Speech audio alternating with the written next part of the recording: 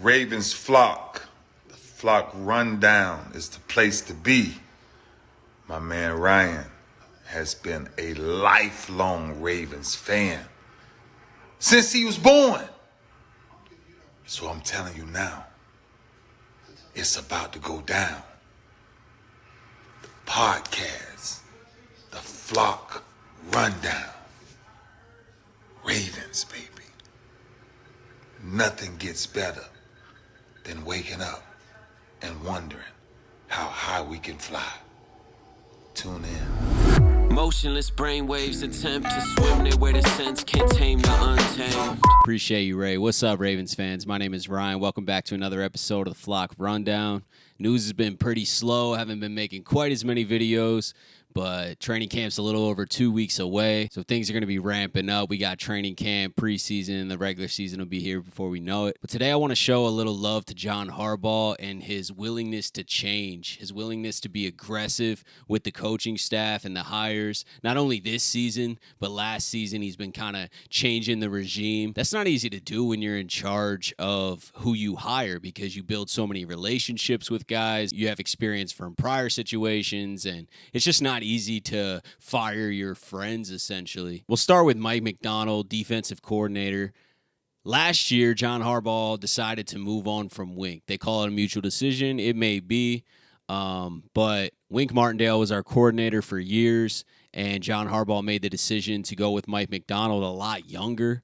Mike Macdonald's still in his 30s. He's a very young coach. But Mike Macdonald was here when Wink was here. He was our linebackers coach. So I think that was an incredible hire. John Harbaugh was definitely keeping an eye on him, especially when he was the defensive coordinator for his brother, Jim Harbaugh. And then previously the linebackers coach for Baltimore. So to bring him on as a defensive coordinator is a bold move. Wink Martindale was really good for us. I think he was aggressive to a fault sometimes. He didn't always adapt the defensive scheme to the personnel. I just remember so many times where our secondary wasn't as strong as it should be, or, you know, a couple injuries, and we just didn't have the secondary to hold up, and we're blitzing everybody. We're bringing the house, you know, and like that occasionally works, but the Raiders game pops in my head in overtime where Derek Carr's got a wide open touchdown for the game winner because we're blitzing everybody. And even Derek Carr said after the game, he's like, everybody's got a cover zero beater. And I just remember Wink was so aggressive, which is part of what made him successful. I'm not going to lie. Like, I love the aggressive mentality. I just think there needs to be some balance there, and there needs to be some discretion. You know, if the personnel that we have on the field at that time isn't willing to hold up in a cover zero, don't run cover zero. And he seemed to not believe in that philosophy, and that's okay. Obviously, he's a very successful coach and is on the Giants, and they did great last year. But I think Mike Macdonald is a bit more balanced and a bit more adaptive to personnel. Last year started out a little rocky, not going to lie, but that was a lot of young guys in our secondary. That Miami game, we all know what happened. Marlowe went down. Kyle Hamilton's blowing coverages. Jalen Armour-Davis is blowing coverages. But those are rookies, you know? And as the year went on, you could see this defense getting stronger and stronger. And then we had Roquan, and I think that helped a ton. I'm not going to sit here and say Mike Macdonald transformed the defense by himself. I think bringing in Roquan Smith was one of the biggest mid-season trades the Ravens have ever made, and it really took our defense to another level. But Mike Macdonald was also calling really good defensive game plans. That's not just Roquan Smith, right? That's not just the players. That's the collective group of players with a great scheme. And it felt like our defense was massively prepared for every game as the season went on, especially against the Bengals in those late games. And Mike Macdonald's so young, you know, he gained experience in his first year. I just think that he's going to be a very good coordinator for us. Mike Macdonald with Roquan this year and bringing back basically the same personnel is going to really help keep our defense as an elite defense, as a top 3 defense in the NFL, and that's all you can ask for. And then the other big coaching hire this season, Todd Monken, replacing Greg Roman. I do think that Harbaugh held on to Greg Roman for a year too long. I mean, obviously that 2019 year, Lamar's MVP year, we have the greatest rushing attack in the history of the game. Ton of love to Greg Roman for that season. Just the blocking scheme, our run game, Lamar, everything combined really, really shocked the league. And in 2019, we go 14-2. Lamar wins MVP. Terrible playoff exit, obviously. But an incredible year from Roman and this offense. The next year, we had a ton of injuries. And even in 21, we had a ton of injuries, and that doesn't help Roman. I will admit that the team's health definitely hurt him because we didn't have that personnel, but the offense just got stagnant, especially the passing game. It was terrible. And I know we have no wide receivers, but innovate something, you know what I mean? He was running an extremely simple elementary passing game, and then combine that with no weapons. It's a recipe for failure. And I think we just stuck with that 1 year too long. But who cares at this point? We are past it. And Harbaugh made the right move. He goes and gets Todd Monken, who had a ton of success in Georgia, had a very innovative passing game, very innovative offense, likes to adapt his offense to his personnel, like we just talked about with Mike McDonald. Great move by Harbaugh. And Harbaugh said going into the coaching interviews that he didn't have a specific style or coach in mind. And he said that the candidate will win the job himself, that Harbaugh and the staff will know who the right guy is. And they all agreed that Todd Monken, after all these interviews, was the right guy. And I see why. He also has NFL experience in Tampa Bay and in Cleveland working with Odell, and has had very successful offenses in the past. And he hasn't had an offense this talented. This is Todd Monken's most talented offense as well. I know we haven't seen it play out. I can't wait to see it play out. But health depending, I have a hard time believing that this offense is not going to be able to score some points because of Todd Monken and this personnel that we've added. A couple hires last year that kind of started to shift the regime, in my opinion, is T. Martin and Keith Williams. T. Martin traditionally is a quarterback's coach, so he was moved back to quarterback's coach this season to be Lamar's quarterback's coach to replace James Urban. And I didn't have a problem with the quarterback's coach. I mean, Lamar played great. Lamar and James Urban seem to have a great relationship, but I like the new blood. And I like T. Martin getting put back to his original position as a quarterback's coach. And then Keith Williams, he's had some experience in the NFL, but mainly he was an individual trainer for Davante Adams and Tyreek Hill and a lot of other wide receivers. And to me, that signals a great player's coach right out of the gate.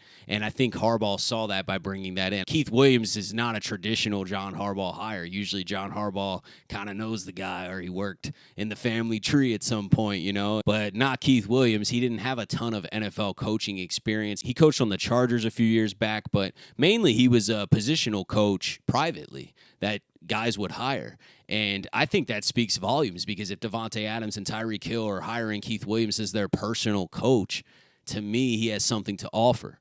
And those are great wide receivers who are putting their trust in him to elevate their game. So Keith Williams is going to help these wide receivers, has helped these wide receivers, but now we have a lot more talent, and I think he's going to really help Zay take his game to another level, Bateman take his game to another level, Duvernay, the younger guys. OBJ is probably already who he is, but still, Keith Williams is a great hire, and it's a non-traditional hire for John Harbaugh, and that kind of gets back to the point of John Harbaugh stepped out of his comfort zone to help better this team and help this team win a championship. I got to give all the credit in the world to Harbaugh for doing that, because that's not easy. And then he hired Chuck Smith as the pass rushing coach, which is very similar to Keith Williams, right? Chuck Smith is a private positional trainer for guys. Aaron Donald, Von Miller. These are elite guys who are putting their trust in Chuck Smith, Dr. Rush, to elevate their game to another level. So what do you think he's going to do as the Ravens outside linebackers coach? He's going to help lift Adafe Owe. He's going to help lift Tyus Bowser and David Ajabo. These are young players. These guys have a ton of room to grow still. And I cannot wait to see Owe and Ajabo especially. I've made multiple videos on those guys, especially David Ajabo. Chuck Smith's going to do nothing but elevate their games. And he's kind of in that Keith Williams hire. And I know that that's not a normal type of hire for John Harbaugh. He's reaching out of the box and making very smart hires, in my opinion, because there's a reason these players are putting their trust in these guys to help elevate their game. And now he's on Baltimore doing the same thing for all of our outside linebackers. Incredible. And finally, John Harbaugh fired Steve Saunders, the strength and conditioning coach for years that a few players have had problems with. And it seems to me that it's confirmed that he was just not a great strength and conditioning coach.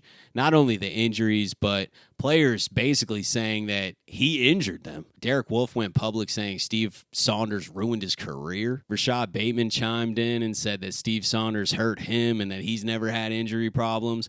Marlon Humphrey basically on Twitter was like, I ain't got nothing to say about that. To me, confirming that Steve Saunders, whatever he was doing in there, was pushing these guys in the wrong way. And when the whole locker room feels that it's a risk to work out at the facility or follow the strength and conditioning program that's set up by the team, that's a big issue. And on top of all the injuries we've had the last few years, I mean, it's been pretty bad. These guys, a lot of our players have not been healthy. And I don't want to put all that on Steve Saunders, but I'm just saying there's a reason that all the players are like, nah, man, like, we ain't working with this guy. This guy hurt us. He hurt our bodies. He set us back. So John Harbaugh, moving on from him, moving on from Greg Roman, getting the bad blood a little bit out of the team, bringing in new blood, bringing in some free agents. We're set up. We're set up with this coaching staff. We're set up with the personnel. I still would like to add a corner. I still would like to add a vet edge. But the core of this team's here.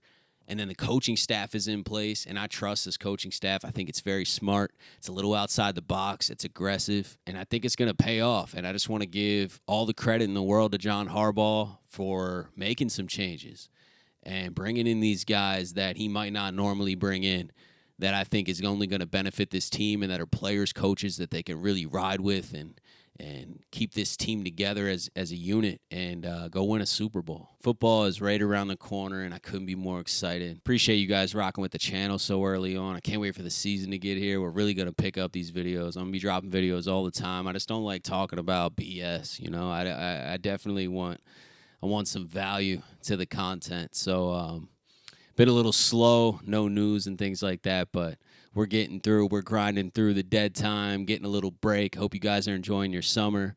But football is right around the corner. Thank you guys for tuning in to another episode of the Flock Rundown. Have a beautiful rest of your day.